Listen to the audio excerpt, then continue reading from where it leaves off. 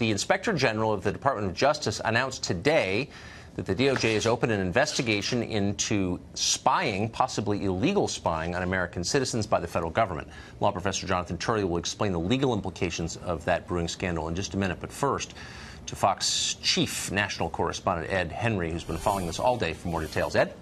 Tucker, great to see you. Initially, Democrats like Adam Schiff laughed off these allegations about FISA abuse, but tonight some in the Obama inner circle, as well as former top FBI officials like James Comey and Andrew McCabe, may be sweating a bit because this is heating up now with the Justice Department Inspector General Michael Horowitz saying he's going to take a close look at it. And remember, Attorney General Jeff Sessions had said he wanted Horowitz to handle this, and Sessions got a lot of heat from supporters of President Trump who said the Inspector General would bury this and that this was Sessions passing the buck again. But this is a sign Horowitz is moving full speed ahead on what Republican Devin Nunes first revealed with his memo laying out how top FBI and justice officials in the Obama administration got a warrant from the FISA court to spy on ex-Trump advisor Carter Page. Most importantly, Comey, McCabe, and other officials allegedly used former British spy Christopher Steele's anti-Trump dossier to get that initial warrant without telling the judge that the DNC and Hillary Clinton's campaign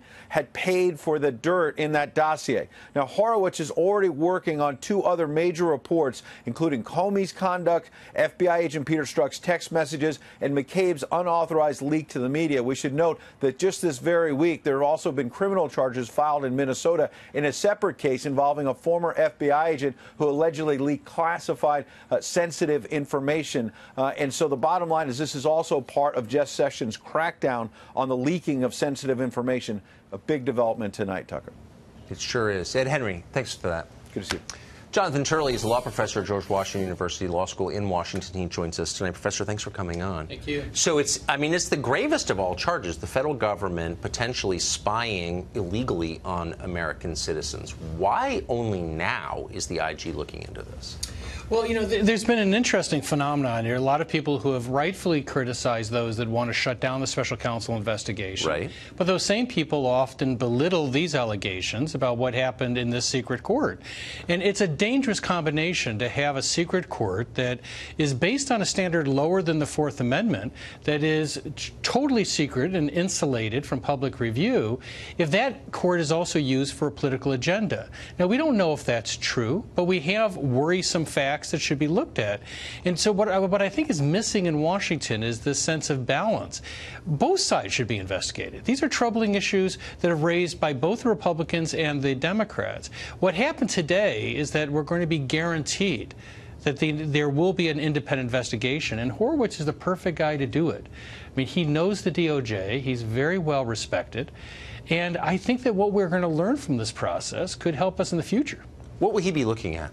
He's going to be looking specifically at that application with Carter Page. You know, many people made fun of President Trump when he said that his campaign was under surveillance, and people like former Director Clapper said, I would have known if there was an order of surveillance.